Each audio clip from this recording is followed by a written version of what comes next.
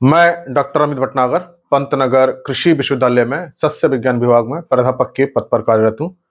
इस चैनल के माध्यम से मेरा यह प्रयास है किसानों तक सही जानकारी पहुंचे ताकि उसका लाभ अपनी खेती में ले सके। आज मैं जो बात करना चाहता हूँ यह है कि जो हम खेती में यूरिया, डीएपी, एमओपी डालते हैं, क्या उससे मिट्टी सख्त हो जाती है? क्या मिट्टी उससे कठोर हो रही है? क्या ये वास्तव में एक सच्चाई है या एक ये भ्रम है? और अगर ये सच्चाई है तो इसके पीछे क्या तर्क है? अगर ये भ्रम है तो ये क्या साइंस है? आज मैं इसी बात पे चर्चा करूंगा। हम जो खेती में रासायनिक उर्वरक प्रयोग कर रहे हैं वो बहुत तरह के रासायनिक उर्वरक हम प्रयोग करते हैं और उसमें खास तौर से 3 उर्वरक बहुत महत्वपूर्ण हैं। यूरिया है, डीएपी है, एमओपी है। इसके साथ-साथ एनपीके उर्वरक भी आते हैं, कई ग्रेड के आते हैं, उसको भी हम प्रयोग करते हैं। तो क्या ये यूरिया, डीएपी और एमओपी ही या एनपीके फर्टिलाइजर डालने से हमारे जो मिट्टी है कठोर होती जा रही है, सख्त होती जा रही है, जिससे कि जड़ें नीचे नहीं जा पा रही हैं और वायु संचार अच्छा नहीं हो रहा है, जड़ों की वृद्धि अच्छी नहीं हो रही है, पानी खेत में भर जाता है? क्या ऐसा वास्तव में इन्हीं उर्वरकों के कारण हो रहा है या किसी दूसरी चीज के कारण ऐसा हो रहा है? देखिए, इसको बड़ा हमें गहराई से समझना होगा, बड़ा साइंस के साथ, बड़े लॉजिकल के साथ हमें समझना होगा, तभी हमें इसकी सच्चाई के बारे में पता चलेगा। इसलिए आप ये वीडियो पूरा जब आप देखेंगे, तब आपको साइंस और इसके लॉजिक और इसके तर्क जब समझ में आएंगे, तब आप खुद ही फैसला कर पाएंगे कि क्या इसके कारण हो रहा है या कोई अन्य कारण है।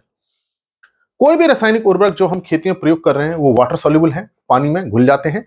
कुछ ऐसे होते हैं जो देर से घुलते हैं, लेकिन जैसे यूरिया है, डीएपी है, एमओपी है, ये पानी में बहुत जल्दी घुल जाते हैं। एनपीके ग्रेड का उर्वरक भी पानी में घुल जाता है। अब ये उर्वरक जो घुलते हैं, ये विभिन्न प्रकार के मिट्टी के अंदर आयन बनाते हैं और वो जो आयन होते हैं वही पोषक तत्व होते हैं। नाइट्रोजन पौधे को तभी लेगा जब वो अमोनियम या नाइट्रेट में होगा, फास्फोरस को फास्फेट के रूप में लेगा, पोटेशियम को पोटेशियम आयन के रूप में लेगा। तो ये जो उर्वरक होते हैं पानी में घुल करके आयन में बदल जाते हैं और इन्हीं आयनों को फसलें जड़ के द्वारा ले लेती हैं। अब हम मान लीजिए हम यूरिया जमीन के अंदर डालते हैं, खेत में डाल रहे हैं, या तो ये अमोनियम बनाएगा, NH4 बनाएगा, या ये नाइट्रेट बनाएगा। इसी तरह से जब हम डीएपी डालेंगे तो ये अमोनियम बनाएगा और HPO4 डबल माइनस बनाएगा, या कन्वर्जन होकर के ये H2PO4 भी बना सकता है। इसी तरह के जब हम एमओपी डालते हैं, म्यूरेट ऑफ पोटाश डालते हैं, तो ये पोटेशियम बनाता है और क्लोराइड बनाता है। अब आप ये देखिए, सारे ही तत्व मिट्टी में पानी में घुल जाते हैं, कोई भी ऐसा नहीं है जो इसमें ना घुले, और ये इसको पौधे की जड़ें तुरंत ले लेती हैं। ऐसी कोई समस्या नहीं कि पौधे की जड़ें नहीं ले पाती, पौधे की जड़ें इसको तुरंत ले लेती हैं और यही न्यूट्रिएंट है, यही पोषक तत्व है। अगर ये खाद पानी में ऐसे नहीं घुलेगी तो पोषक तत्व पौधों को नहीं मिलेंगे। उस फर्टिलाइजर का पानी में घुलना और घुलने के बाद आयन में बदलना जरूरी है, और ये जो फर्टिलाइजर होते हैं पानी में घुल जाते हैं। घुल करके जो मैंने आपको आयन बताया ये बनाते हैं और जड़ें इसको ले लेती हैं। तो ये पौधे भी लेते हैं, जो हमारी फसल है वो लेती है, खरपतवार है वो भी लेते हैं, सूक्ष्म जीव है वो भी इसका प्रयोग करते हैं। तो सभी इसका प्रयोग अपने पोषण के लिए करते हैं। तो ये तो बात मैंने आपको बताई कि रासायनिक उर्वरक हम डाल रहे हैं, पानी में घुलेगा और ये पोषक तत्व बनेंगे, ये आवश्यक पोषक तत्व हैं और पौधे इसको ले लेते हैं। अगर कोई पोषक तत्व बहुत ज्यादा हो गया, तो जैसे फास्फोरस है, अगर फास्फोरस बहुत ज्यादा हो गया तो मिट्टी के अंदर ये फिक्स हो जाता है, मिट्टी के कणों के बीच में ये फिक्स हो जाता है। इसी तरह से अमोनियम भी मिट्टी के कणों के बीच में फिक्स हो जाता है अगर बहुत ज्यादा है। पोटेशियम भी बहुत ज्यादा मिट्टी के बीच में फिक्स हो जाता है। और अगर बहुत ज्यादा क्लोराइड है तो पानी के साथ बह करके मिट्टी से नीचे चला जाता है, जड़ से नीचे चला जाता है। इसी प्रकार से नाइट्रेट भी है, अगर बहुत ज्यादा मिट्टी में हो गया है तो पानी के साथ नीचे चला जाएगा या गैस में बदल करके नाइट्रस ऑक्साइड में हवा में चला जाएगा। ये रुकेगा नहीं, मिट्टी के कणों के बीच में नहीं रुकेगा।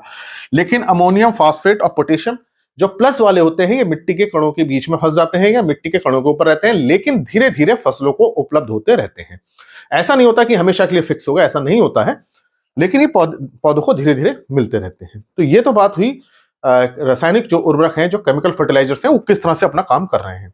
अब बात करते हैं मिट्टी के सख्त होने की। क्या इसके कारण मिट्टी सख्त हो रही है? मिट्टी सख्त होने का पहले हम कारण समझें। देखिए, जो मिट्टी के जो कण हैं आपस में जुड़े रहते हैं, मिट्टी के कण, अब इनके बीच में बॉन्ड होते हैं, बहुत सारे बॉन्ड होते हैं, बहुत सारे आयंस होते हैं जो इसको जोड़ के रखते हैं, तभी मिट्टी क्या होती है, भुरभुरी होती है। तो एक तरह का एक अलग तरह का एक स्ट्रक्चर बनाते हैं, सॉइल स्ट्रक्चर बनता है, ग्रेनुलर स्ट्रक्चर बनता है, राउंड शेप के रहते हैं, स्फेरिकल शेप के रहते हैं, बहुत तरह के शेप के रहते हैं। तो जब ये गोल शेप में रहते हैं, आपस में जुड़े रहते हैं, किसी बॉन्ड के द्वारा, तो मिट्टी भुरभुरी होती है, बहुत अच्छी मिट्टी कहलाती है। अगर ये कण एक दूसरे के ऊपर इस तरह से ना चिपके हो, एक के ऊपर एक इनकी प्लेट्स बन जाएं, तो जब प्लेट्स बन जाएंगे, इस तरह की प्लेट्स बनेगी, इस तरह के बीच में इनके बॉन्डिंग खत्म हो जाए किसी कारण से, तो ये क्या होगा, प्लेट्स बना लेंगे, ठोस प्लेट बना लेंगे। तो ये मिट्टी क्या कहलाएगी, ठोस मिट्टी कहलाएगी, ये भुरभुरी मिट्टी कहलाएगी। तो अब ये जो मिट्टी है वो ठोस हो गई है क्योंकि इसके बीच के बॉन्ड टूट गए हैं, और ये भुरभुरी मिट्टी है क्योंकि बॉन्ड के द्वारा एक दूसरे से बंधे हुए हैं। कणों का एक दूसरे के बंध होना बहुत जरूरी है बॉन्ड के द्वारा। अब ये बॉन्ड देता कौन है, इनको बांधता कौन है? तो देखिए, जो इसको बांधने का काम करते हैं वो होता है जैविक पदार्थ, ऑर्गेनिक मैटर। तो जैविक पदार्थ, ऑर्गेनिक मैटर, ऑर्गेनिक एसिड्स निकालते हैं जो एसिड इसको बांधने का काम करते हैं।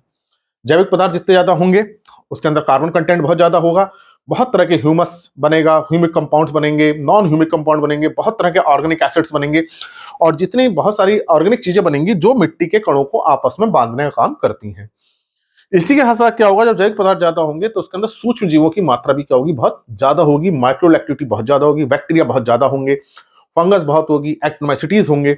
ये सूक्ष्म जीव भी बहुत तरह के सैकराइड्स निकालते हैं, पॉलीसैकराइड्स निकालते हैं, एसिड्स निकालते हैं, ऑर्गेनिक मैटर से भी पॉलीसैकराइड्स निकलते हैं, और ये पॉलीसैकराइड्स और ऑर्गेनिक एसिड्स मिट्टी के कणों को बांधते हैं। तो मिट्टी में जितना अच्छा ऑर्गेनिक एसिड होगा, पॉलीसैकराइड्स होंगे, वो मिट्टी उतनी अच्छी बंधेगी। अब ये जो मैंने आपको बताया ऑर्गेनिक एसिड्स हैं, बहुत तरह के ऑर्गेनिक एसिड्स हैं, पॉलीसैकराइड्स हैं, पॉलीयूरोनाइड्स हैं, बहुत तरह के कार्बन कंपाउंड होते हैं, ये तभी मिट्टी के अंदर आएंगे जब इनके अंदर जैविक पदार्थ होगा, और जैविक पदार्थ होगा तो मिट्टी भुरभुरी होगी।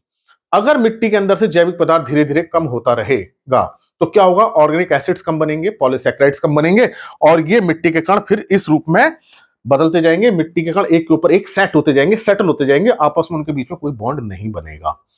तो इसका मतलब कि मिट्टी भुरभुरी तभी हमारी होगी जब उसके अंदर ऑर्गेनिक मैटर मिलाएं। अब गोबर की खाद मिलाएं, या कंपोस्ट मिलाएं, या हम हरी खाद लें, केचुए की खाद दें, मुर्गी की खाद दें, या फसल अवशेषों को मिलाएं, किसी भी तरह से हम जैविक पदार्थों को अगर मिट्टी के अंदर मिलाएंगे तो मिट्टी भुरभुरी रहेगी। जो हमारे रासायनिक उर्वरक होते हैं ये मिट्टी के कणों को नहीं बांधते हैं। इनका काम क्या होता है, मिट्टी में पोषक तत्वों को देना। तो ये मिट्टी में पोषक तत्वों को देते हैं, फसलें इसको लेती हैं और फसल की बढ़वार होती है। लेकिन इनके साथ ये कमी होती है, मिट्टी के कणों को बांध नहीं पाते हैं। मिट्टी के कणों को बांधने के लिए जैविक पदार्थों की जरूरत होती है। तो हमारी मिट्टी इसलिए ठोस हो रही है, हम सारा का सारा केमिकल फर्टिलाइजर दे रहे हैं, ऑर्गेनिक मैटर बहुत कम दे रहे हैं या दे ही नहीं रहे हैं। तो मिट्टी के ठोस होने का कारण क्या है, उसके अंदर जैविक पदार्थों की कमी का आना। अगर हम उस कमी को ना आने दें तो ये मिट्टी हमारी भुरभुरी बनी रहेगी। रासायनिक उर्वरकों का प्रयोग भी कीजिए और जैविक पदार्थों का प्रयोग भी कीजिए तो पोषक तत्व भी बने रहेंगे और मिट्टी भी भुरभुरी बनी रहेगी।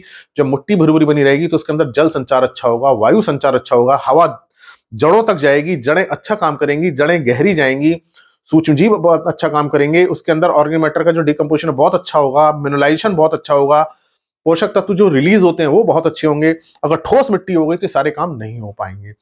तो समस्या ये आ रही है कि हम रासायनिक उर्वरकों का तो प्रयोग कर रहे हैं लेकिन जैविक पदार्थों का प्रयोग नहीं कर रहे हैं या बहुत कम कर रहे हैं। तो अगर आप जैविक पदार्थों का प्रयोग करेंगे तो ये भुरभुरापन बना रहेगा। और सबसे अच्छा यह है कि आप अपने खेत में हरी खाद ले लीजिए। अगर गोबर की खाद या कंपोस्ट इस तरह की नहीं मिल रही है तो आप किसी भी उसकी दलहनी फसल की हरी खाद ले लेंगे, जिससे बहुत ज्यादा ऑर्गेनिक मैटर बनता है, मिलता है जमीन के अंदर, मिट्टी भुरभुरी होती है। ढैंचा एक बहुत अच्छी फसल है जिसको उगा के आप जैविक पदार्थों को बढ़ा सकते हैं, मिट्टी भुरभुरी हो सकती है। तो आप समझ गए होंगे कि इसके लिए जो मिट्टी ठोस हो रही है, इसके लिए यह दोषी नहीं है कि हम केमिकल फर्टिलाइजर प्रयोग कर रहे हैं, इसके लिए दोष यह है कि हम जैविक पदार्थों का प्रयोग नहीं कर रहे हैं। तो इसके साथ हमें इंटीग्रेट करना होगा, उन दोनों को जोड़ना होगा, रासायनिक उर्वरकों के साथ जैविक पदार्थों को जोड़ना होगा। इसमें हम इंटीग्रेटेड न्यूट्रिएंट मैनेजमेंट कहते हैं, समन्वित पोषक तत्व प्रबंध कहते हैं। समन्वय करना पड़ेगा, दोनों को मिलाना पड़ेगा, तभी हमारी मिट्टी अच्छी रहेगी। तो ये जो मूल कारण है वो यही है कि मिट्टी के अंदर से जैविक पदार्थों की कमी का होना, ऑर्गेनिक कार्बन कम होना, ह्यूमस कंटेंट कम होना, वो तभी बढ़ेगा जब हम जैविक पदार्थों को प्रयोग करेंगे। रासायनिक उर्वरकों से ह्यूमस नहीं बढ़ेगा, इस कारण से मिट्टी भुरभुरी नहीं होगी। तो ये केवल कह देना कि यूरिया और डीएपी डालने से मिट्टी ठोस हो गई है, ये पूरी तरह से सच नहीं है। सच ये है कि मिट्टी ठोस इसलिए हो रही है क्योंकि इसके अंदर ऑर्गेनिक कार्बन कंटेंट कम हो रहा है। इसलिए हमें को दोनों का ही प्रयोग करना चाहिए कि हमारी मिट्टी भी भुरभुरी बनी रहे और पोषक तत्वों की मात्रा भी बैलेंस बनी रहे, ताकि पोषण भी अच्छा हो, मिट्टी भी अच्छी बनी रहे। तो ये बात मैं समझता हूं कि आपको शायद समझ में आई होगी कि मिट्टी के भुरभुरा होने का साइंस क्या है, लॉजिक क्या है, कौन इसे भुरभुरा करता है। तो जैविक पदार्थ अगर कम होते जाएंगे तो मिट्टी का भुरभुरापन कम होता जाएगा। इसलिए आप दोनों ही खादों का प्रयोग करें, रासायनिक खाद का भी प्रयोग करें, जैविक खादों का भी प्रयोग करें, ताकि हमारी मिट्टी भी अच्छी बनी रहे और हमको पोषक तत्व भी संतुलित पूरी मात्रा में मिले रहे, ताकि हमें फसल उत्पादन भी अच्छा मिलता रहे। फसल के साथ साथ हमें मिट्टी भी अच्छी रखनी जरूरी है और तभी संभव है जब हम उसके अंदर जैविक पदार्थों को बढ़ाएं। आशा है ये मेरी बात आपकी समझ में आई होगी कि मिट्टी किस तरह से हम भुरभुरी रख सकते हैं और क्या रासायनिक उर्वरक इसके लिए दोषी हैं। हम ये नहीं कह सकते, इसके लिए दोष ये है कि हम जैविक पदार्थों का प्रयोग नहीं कर रहे हैं। इसी प्रकार के लेक्चर्स को देखने के लिए कृषि किसान प्लेलिस्ट देखिए और अगर चैनल सब्सक्राइब नहीं किया तो सब्सक्राइब कीजिए। धन्यवाद।